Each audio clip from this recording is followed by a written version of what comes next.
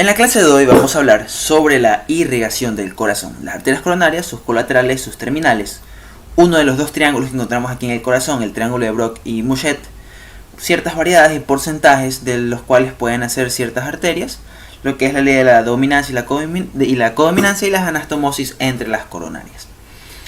Tenemos que el riego sanguíneo del corazón, como ya sabemos, va a estar asegurado por las arterias coronarias, que seguramente toman este nombre porque forman una corona alrededor de la base del corazón. He aquí el nombre de corona cordis que también se le ha dado, que se forman, ¿no? Lo circunscriben ambas orejuelas, la derecha y la izquierda, y su contenido van a ser las arterias coronarias. Estas arterias coronarias, como pueden observar, van a ser de los senos de Valsalva. Los senos de Valsalva, si recordamos, es un espacio que se encuentra entre las válvulas semilunares o sigmoides de la aorta. ¿Cómo sabemos que esta es aorta? Porque la aorta tiene dos válvulas semilunares o sigmoides anteriores y una posterior, mientras que la pulmonar tiene una anterior y dos posteriores. Aparte, tiene un pequeño orificio, que lo estoy señalando en este momento, que corresponde al ostium de las arterias coronarias, que marca el verdadero origen de estas arterias. De ordinario, la arteria coronaria izquierda, como podemos observar a este lado, es mucho más voluminosa que la arteria coronaria derecha. Sin embargo, la arteria coronaria derecha tiene muchas más ramificaciones. Ahora, vamos a explicar arteria por arteria, comenzando con la arteria coronaria izquierda. Como ya mencioné, la arteria coronaria izquierda nace del seno de Valsalva anterior izquierdo de las válvulas semilunares o sigmoides de la aorta, ¿no? Estas arterias coronarias izquierdas va a estar en su origen completamente oculta por una masa adiposa, que es lo que podemos observar aquí. Esta masa adiposa, de este lado de la arteria coronaria izquierda, esta masa adiposa preaórtica, conocida como la masa adiposa preaórtica de Concato.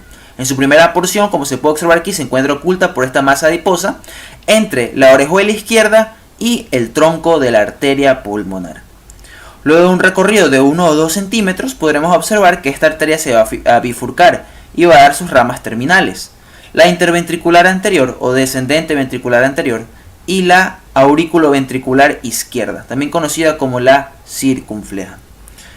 Pasaremos ahora a explicar las colaterales y las terminales que va a dar esta arteria coronaria izquierda, comenzando con las colaterales.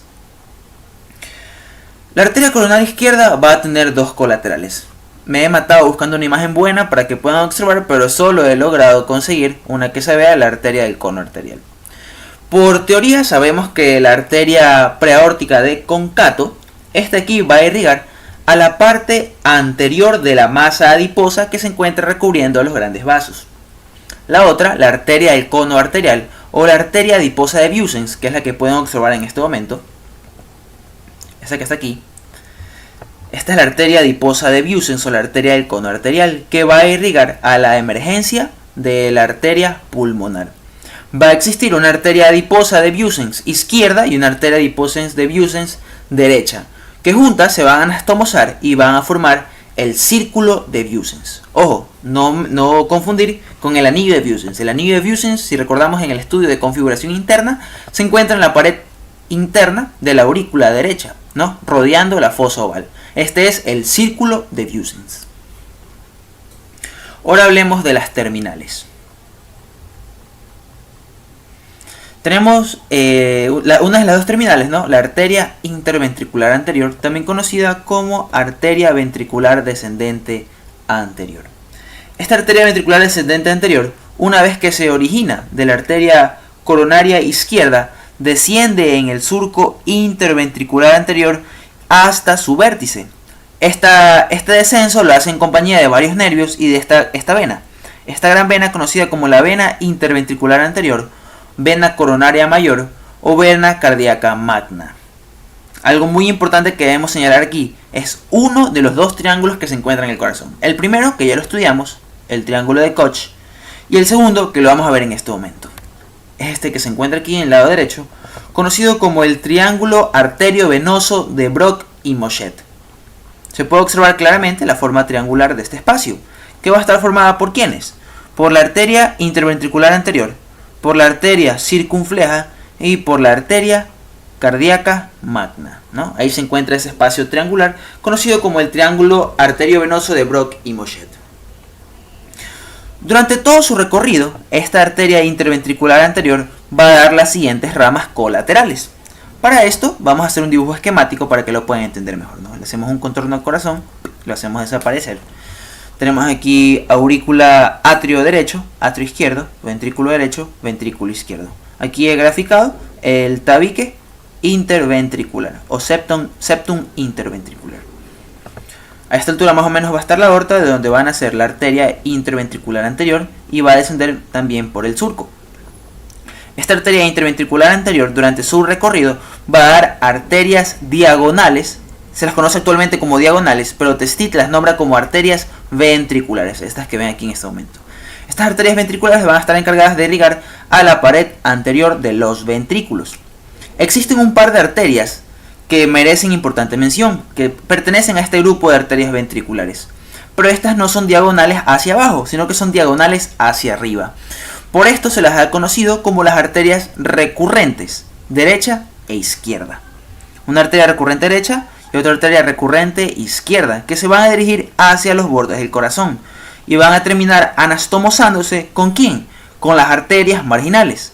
La arteria marginal derecha se anastomosa con la arteria recurrente derecha y la arteria marginal izquierda se anastomosa ¿con quién? Con la arteria recurrente izquierda. Mucho ojo en estos casos que estoy diciendo anastomosis, ya que al final vamos a poder observar que existen más o menos un total de 7 anastomosis entre todas estas arterias y que forman un verdadero armazón vascular. Las otras ramas que van a dar las arterias interventriculares anteriores van a ser las arterias septales o perforantes. Estas arterias septales o perforantes, dispuestas en número de 8 a 15, existen dos que merecen importante mención, que son las dos primeras. La primera arteria septal anterior toma el nombre de arteria coronaria interna y esta va a estar encargada de irrigar al nódulo auriculoventricular. Este nódulo auriculoventricular también va a estar irrigado por la arteria septal posterior, que es la que le llega primero. Luego tenemos a la segunda arteria septal anterior, que corresponde a la arteria límbica derecha de Gros. Esta de aquí va a estar encargada de irrigar a la rama derecha del haz de His, que si recordamos se encuentra viajando en el espesor de la banda moderadora. Repito, estas arterias septales se encuentran dispuestas en números de 8 a 15, perforan el tabique interventricular e irrigan sus 2 tercios anteriores, ya que su tercio posterior va a estar encargado, el tercio posterior va a estar irrigado por las arterias septales posteriores, ramas de las interventriculares, de la interventricular posterior, que en el 80% de los casos es rama de la coronaria derecha. Es casi como un trabalenguas, ¿no? Estas arterias septales anteriores se van a anastomosar con las septales posteriores. Eso es en interventricular anterior. Al final de estudiar la coronaria izquierda vamos a hacer un pequeño resumen, así que no se preocupen. Luego, ¿qué tenemos? Tenemos a la arteria circunfleja o auriculoventricular izquierda. Me gusta llamarla circunfleja debido a que está rodeando el surco coronario y tiene un trayecto opuesto al de su arteria de origen, ¿no? La arteria coronaria izquierda se dirige hacia la izquierda, pero la circunfleja se va hacia la derecha. Esta arteria circunfleja, una vez originada de la arteria coronaria izquierda, se aloja en el surco auriculoventricular o surco coronario. Lo hace también en compañía de la vena cardíaca magna, que como ya mencioné, forma este espacio triangular. Esta arteria va a terminar un poco antes de que el surco coronario encuentre al surco ventricular posterior. No sé si se entendió esa parte.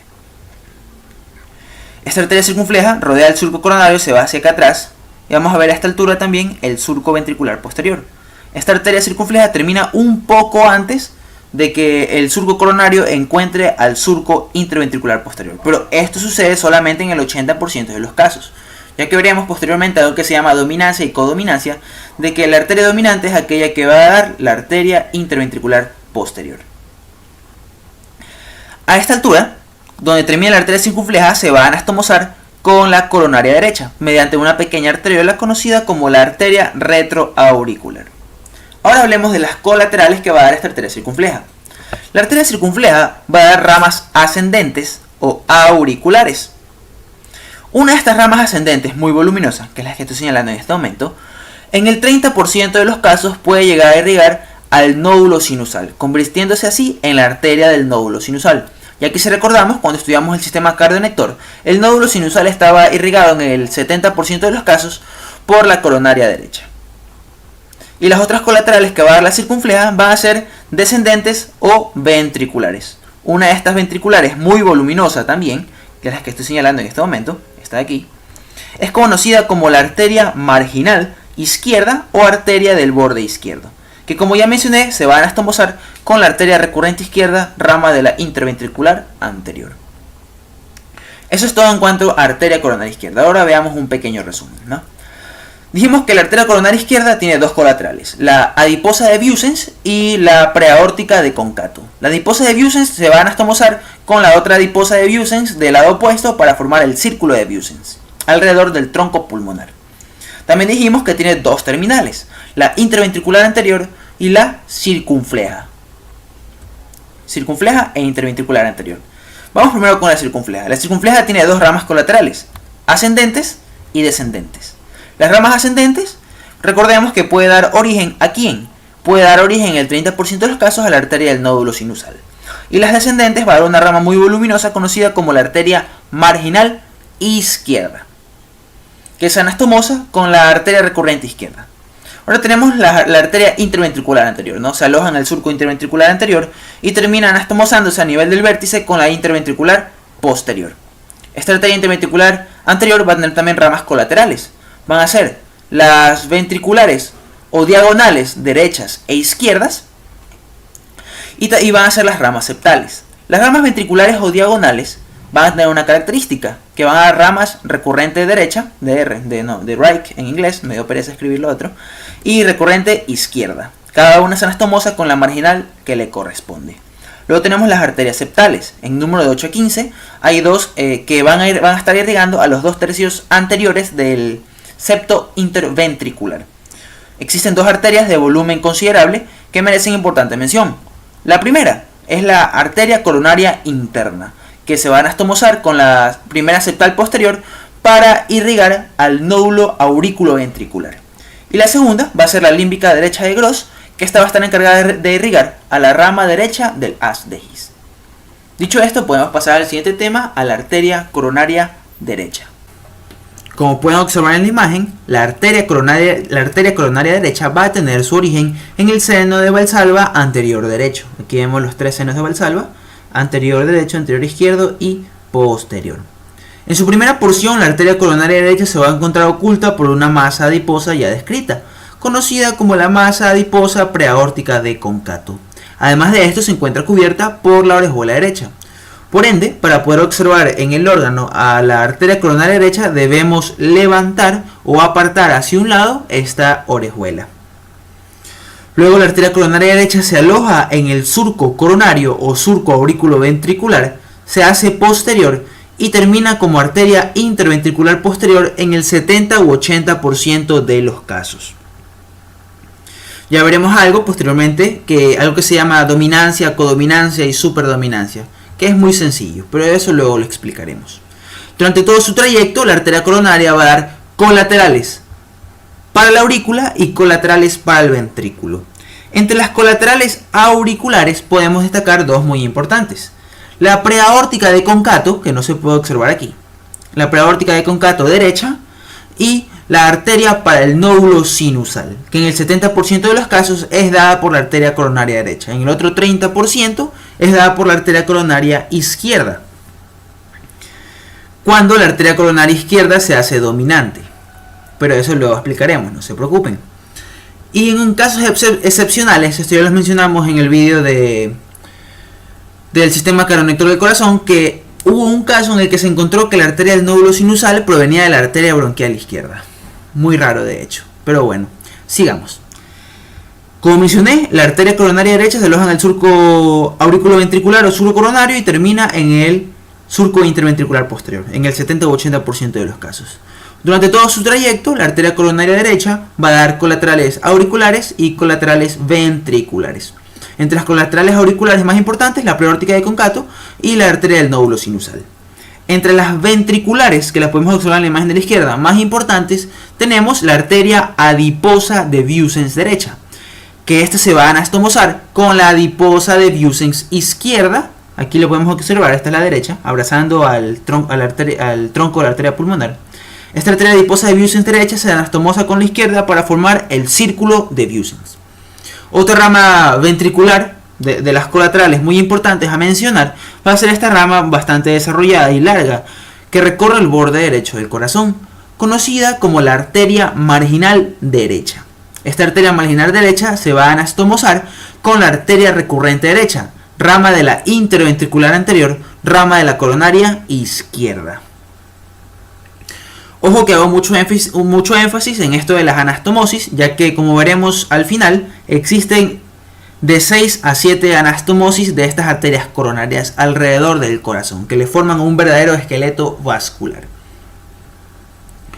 Luego esta arteria, después de dar las ramas colaterales auriculares y ventriculares, se aloja en el surco coronario, se hace posterior y a esta altura, acá atrás, emite una rama conocida como la retroauricular de Mochet, que se va a anastomosar con la arteria circunfleja, en el caso de que exista una dominancia de parte de la coronaria derecha. Ahora señalaremos unas arterias de manera rápida. Adiposa de Vieussens, arteria del nódulo sinusal, arteria marginal derecha. Pasemos al siguiente. Tenemos ahora la rama terminal de la coronaria derecha, en el 70 u 80% de los casos, repito. Esta es la interventricular posterior.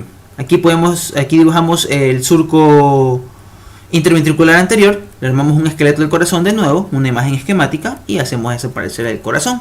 Tenemos aquí aurícula derecha, atrio izquierdo, ventrículo izquierdo, tabique interventricular.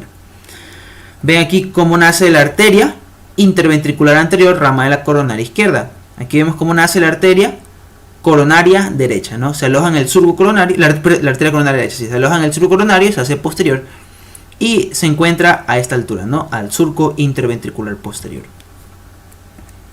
Ahí está dibujado el surco interventricular posterior, que también lo pueden ver en esta imagen. En el caso de que la arteria coronaria derecha de la interventricular posterior, esta arteria interventricular posterior va a dar ramas ventriculares, que están dibujadas aquí. Va a dar ramas ventriculares para la cara posterior de ambos ventrículos. Como ya mencioné, a esta altura emite esta arteria, marcada del número 3 en la imagen de la derecha, conocida como la retroauricular de Mochet, que se va a anastomosar con la arteria circunfleja o aurículo-ventricular izquierda. Además de estas ramas ventriculares, la arteria interventricular posterior o descendente ventricular posterior va a dar ramas septales. Recordemos que estas ramas septales, también dispuestas en número de 8 a 15, van a irrigar el tercio posterior del tabique interventricular y van a terminar anastomosándose con las septales anteriores. Eso es todo en cuanto a coronaria derecha. Luego, ¿qué tenemos? Tenemos un resumen de esta arteria coronaria. Como dijimos, ramas colaterales, tenemos las auriculares, la más importante, la arteria del nódulo sinusal. Ramas ventriculares, adiposa de Vieussens, esta preórtica de Concato puede ser considerada como ventricular o auricular. Cualquiera de las dos. Depende de que nazca de la parte superior o inferior de la arteria coronaria derecha, ¿no? Entre las ramas ventriculares más importantes, adiposa de Vieussens, preórtica de Concato y la arteria marginal derecha, que termina anastomosándose con la recurrente derecha, rama de la interventricular anterior. Luego tenemos las ramas terminales. La interventricular posterior da en el 80 o 70% de los casos por esta coronaria derecha. Va a emitir ramas ventriculares, ramas septales posteriores, y aquí me olvidé de poner la retroauricular de Mochet, que como ya mencioné se irriga con la circunfleja, se anastomosa, perdón. Bueno, sigamos. Ahora sí, vamos al tema que el más importante, por así decirlo, de la irrigación del corazón. La dominancia, codominancia y superdominancia. ¿Qué es esto de dominancia y codominancia? Primero dibujemos un pequeño surco aquí. Aquí pueden observar el surco coronario y el surco interventricular y aquí el surco interauricular, interventricular e intraauricular. Ven que forman una cruz muy bien marcada. Esta cruz se la conoce como la cruz de Haas. La arteria dominante es la primera que llega a esta cruz de Haas, que en el 70 u 80% lo hace la coronaria derecha. Pero ¿qué es esto de dominancia, no? La arteria dominante va a ser la arteria que va a estar encargada de irrigar la parte posterior del corazón.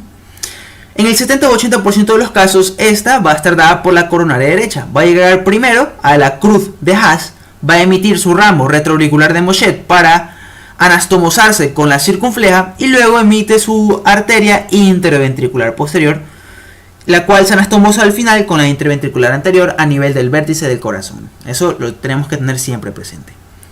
En el 12 o 15% de los casos, esta arteria interventricular posterior es dada por la circunfleja. ¿Qué es lo que sucede en este caso de dominancia de coronaria izquierda? La arteria circunfleja llega primero a la cruz de Haas y no permite que la coronaria derecha emita su ramo retroauricular, sino que ésta llega rápidamente a la cruz de Haas y emite su ramo interventricular posterior. Luego tenemos lo que es la codominancia.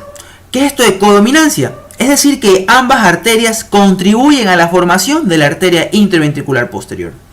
Esto sucede en el 5 o 7% de los casos. ¿No? Tenemos dominancia de parte de la coronaria derecha en el 70-80% de los casos. Dominancia por parte de la coronaria izquierda en el 12 o 15% de los casos. La codominancia, cuando las dos arterias llegan al mismo tiempo a la cruz de Haas, sucede en el 5 a 7% de los casos. Y aún en casos mucho más excepcionales existe una superdominancia. La arteria coronaria derecha llega rápidamente a la cruz de Haas y sobrepasa sin dejar que la circunfleja se haga medial, ¿no? Se anastomosa inmediatamente con ella y luego emite su rama interventricular posterior. Pero esta solamente sucede en el 2 o 3% de los casos. Es muy importante grabarse estos porcentajes, ya que es lo que generalmente toman los profesores, ¿no? Entonces, eso es en cuanto a dominancia, codominancia y superdominancia. La dominancia se da por la primera arteria que llega a esta cruz de Haas y emite la interventricular posterior, de donde a veces va a nacer también la arteria del nódulo sinusal. Ahora, vamos al último tema, la anastomosis coronaria. Durante todo el vídeo he hecho énfasis a estas anastomosis que existen entre las arterias. Vamos a mencionar una de ellas. Vamos a mencionar una de ellas. Son en total de 6 o 7. La primera que podemos encontrar aquí, estas arterias muy delgadas, son las arterias adiposas de Vuesens o las arterias del cono arterial, que forman el círculo de Vuesens. Ahí tenemos una anastomosis. La otra, que no se puede observar en esta imagen, es la anastomosis que existe entre las arterias preaórticas de concato. 2 tenemos. La tercera se da entre las arterias recurrente derecha y la arteria del borde derecho del corazón. Ahí van 3. La cuarta se da entre la arteria recurrente izquierda y la arteria del borde izquierdo del corazón. Ahí llevan 4. La quinta se da entre las arterias septales anteriores con las posteriores. Ojo con lo que estoy mencionando. La siguiente tenemos la anastomosis que existe entre la interventricular anterior, la interventricular anterior con la interventricular posterior a nivel del ápex del corazón. Luego que tenemos la anastomosis de la circunfleja con la coronaria derecha a través de su rama retroauricular de Mochet. Esas son todas las anastomosis que existen entre estas arterias coronarias y le forman al corazón un verdadero esqueleto vascular. Les repito, la anastomosis de las adiposas de Vuesens, de las preaórticas de concato, recurrente derecha con la arteria del borde derecho del corazón o arteria marginal derecha, la recurrente izquierda con la arteria marginal izquierda, las anastomosis de las septales anteriores con las posteriores, la anastomosis de las interventriculares, la anastomosis de la coronaria derecha con la circunfleja a través de la retroauricular de Mochet. Hay algo muy importante aquí antes de terminar el vídeo, es que las septales anteriores, las dos primeras, la primera está muy desarrollada, que es conocida como la coronaria interna, encargada de irrigar al nódulo aurículo-ventricular o nódulo de Ashoftabara. Y la segunda es la arteria límbica derecha de Gross, destinada a irrigar a la rama derecha del haz de His, que camina en el espesor de la banda moderadora. Esto ha sido todo en cuanto a irrigación del corazón. He tratado de resumir todo, de hacerlo concreto y fácil de entender. Ya saben, las diapositivas van a estar en la descripción. No se olviden de seguir a mi cuenta de Twitter, @besalio, termina en 0. Esto ha sido todo. Muchas gracias.